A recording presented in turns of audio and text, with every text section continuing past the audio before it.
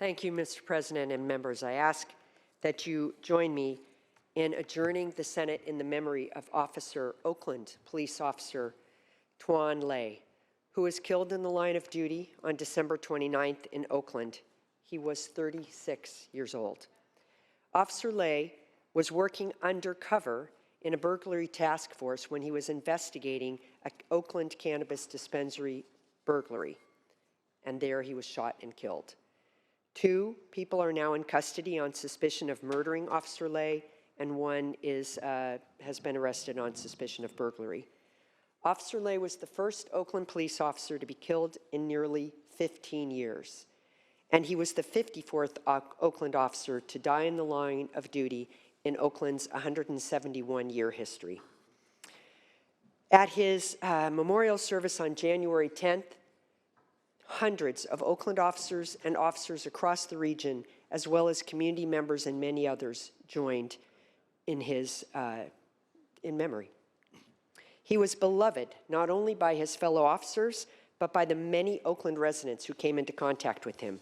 He worked as a community resource officer in West Oakland, helping to reduce crime and foster a better community. The type of officer he was is that he would really engage with the residents in the area that he was the beat officer. He would give them his cell phone. He was a great listener. There was no complaints lodged against him.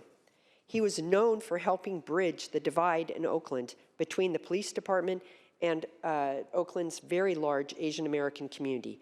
And the Chinatown Chamber of Commerce, for example, hosted a memorial service in Officer Lay's honor earlier this month. He was born in Saigon, Vietnam.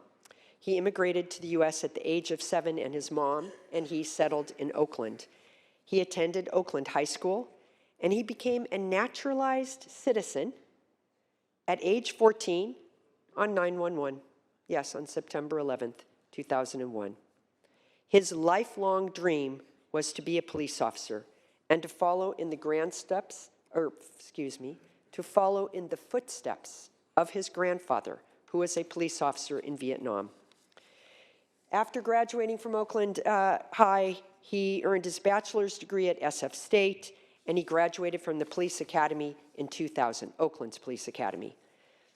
He had deep connections to the Oakland community, as I mentioned, growing up there, going to high school there, and he ultimately gave his life in service to that community to make it safer.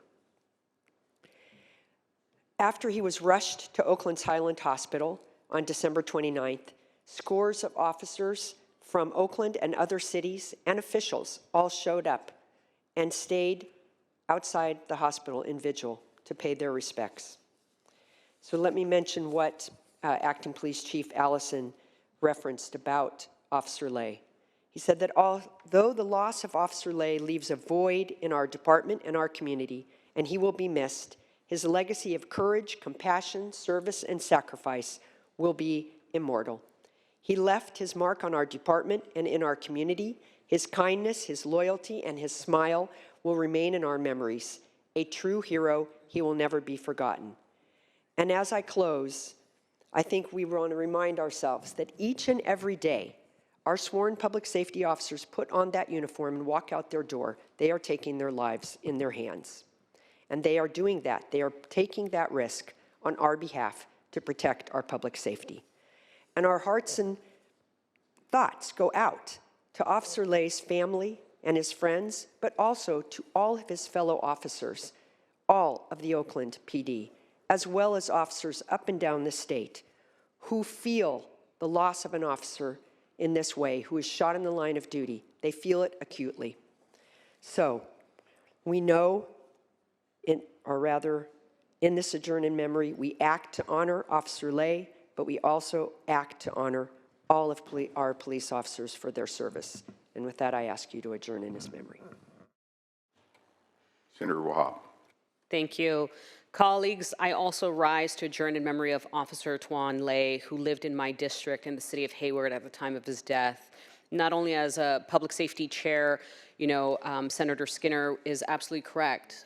Officers that approach frontline efforts often are met with risky situations. And Not only do we have to honor the work that is being done to protect our safety and the safety of all of our community members, we also have to realize that sacrifices are made. Officer Lay was beloved in the Bay Area community where he and his wife lived in Hayward. Everyone who knew him said he could light up a room with his contagious smile and laughter, and that he was always upbeat and positive.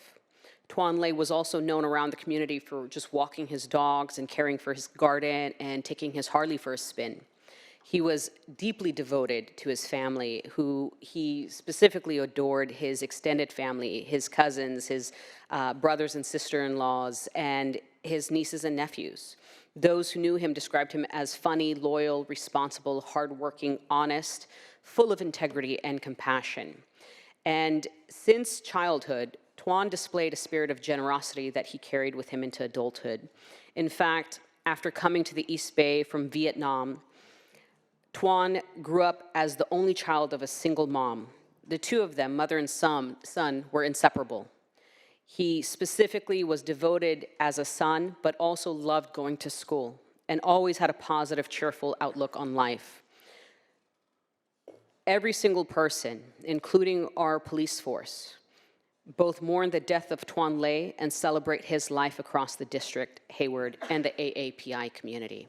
I also just want to say that with this Adjourn in Memory, specifically, we are also honoring the lives of all of those who are at the front line and end up sacrificing their own life for our safety and security. Thank you.